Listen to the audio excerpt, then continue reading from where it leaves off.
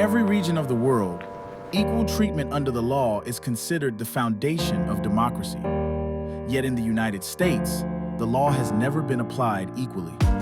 As early as 1631, informal night watches in the northern colonies protected property and commerce. But in the South, the institution of slavery took precedence. South Carolina's slave patrols, authorized in 1704, existed to surveil, terrorize, and forcibly return Black people to the plantations, holding them in bondage. These patrols were the first formal law enforcement structures in the South, built explicitly to protect white wealth and resources and suppress Black autonomy. After emancipation, these systems evolved. In 1865 and 1866, Southern states enacted new laws called Black Codes to further restrict Black movement, control Black labor, and preserve white economic and political advantage.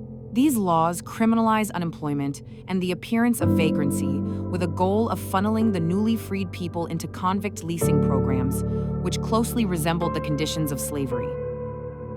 Between 1865 and 1900, thousands of Black men, women, and children were arrested, incarcerated, and leased out to plantations, railroads, brick factories, and coal mines, generating enormous profits for Southern states and white employers. Black women faced the compounded terror of forced labor and sexual violence. But the 13th Amendment ended slavery. Businesses had to pay Black people for their labor after 1865, right? Not even. My great-grandfather was arrested while waiting for his wife outside a dry goods store in Atlanta. He was imprisoned and forced to work at the Chattahoochee brick factory for no pay. He died working there.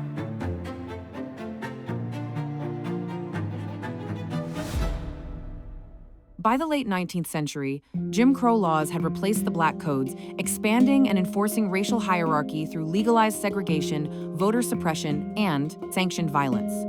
During what became known as the Red Summer of 1919, and continuing for years, white mobs attacked Black communities in dozens of cities, from Rosewood, Florida, to Elaine, Arkansas, Tulsa, Oklahoma, and many more.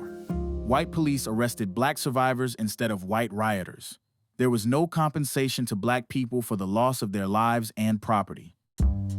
All-white juries, forced confessions, and unequal sentencing defined the expanding carceral system. And, from the 1920s to the 1960s, the pipeline continued to expand as Black youth were disproportionately labeled as delinquent, then funneled into juvenile prisons. Another tactic?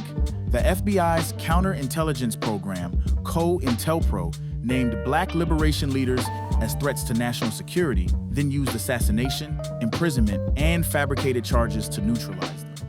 They didn't just target individuals, they targeted entire movements. During the 1960s and 70s, after decades of protest, Black resistance produced real structural wins: due process protections, desegregated facilities, and the legal right to challenge prison conditions in court. However, many of these wins were short-lived as tactics continued to shift. In the 1980s and 90s, the War on Drugs, a federal initiative that dramatically increased prison sentences for both drug dealers and users, wasn't just designed to punish crime, it was designed to funnel Black people back into a carceral system built for control. The legal system became a conveyor belt, disproportionately aimed at Black people. Black Americans were nearly 4 times more likely to be arrested for drug possession, even though usage rates were similar across races. And for decades, crack cocaine use, which was policed more heavily in Black communities, carried sentences 100 times harsher than powder cocaine use, which was sparsely policed in white suburbs. With the rise of private prisons, the business of incarceration increasingly became profitable. Prison construction exploded in rural counties, transforming incarceration into economic development. When George Floyd was murdered in 2020, the world saw a need, but Black America saw a system they had known for generations. That need represented centuries of over-policing, under-protection, and unchecked violence against Black communities.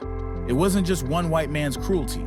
It was the predictable outcome of legal and carceral systems that treated Black life as expendable. The financial impact of incarceration became a significant obstacle. It crippled not only the detainee, but their family members, friends, and community. Black families spent billions annually on bail, fines, phone costs, and legal expenses. Over a lifetime, imprisonment could diminish income by hundreds of thousands of dollars, making it nearly impossible for the person or their family to build generational wealth. Disparities in U.S. carceral systems persist. Federal prosecutors file mandatory minimum charges 65% more often against black defendants than white defendants facing identical circumstances. Black defendants are excluded from diversion programs and held on bail amounts nearly 3 times higher than white defendants charged with the same offenses, and black people are 7 times more likely than white people to be falsely convicted of serious crimes. I never questioned whether the law protected everyone equally because it always protected me.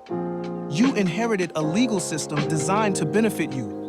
Imagine the opportunities my community might have had if we had the same freedoms and legal protections that your community has. The 10-to-1 racial wealth gap is not an accident. It is an engineered outcome of generations of discriminatory policies, including those that govern our legal and carceral systems. The movement for reparative justice is about securing economic redress, restoring stolen wealth, correcting laws that suppress black economic development, and ensuring that future generations have the opportunities our ancestors were denied.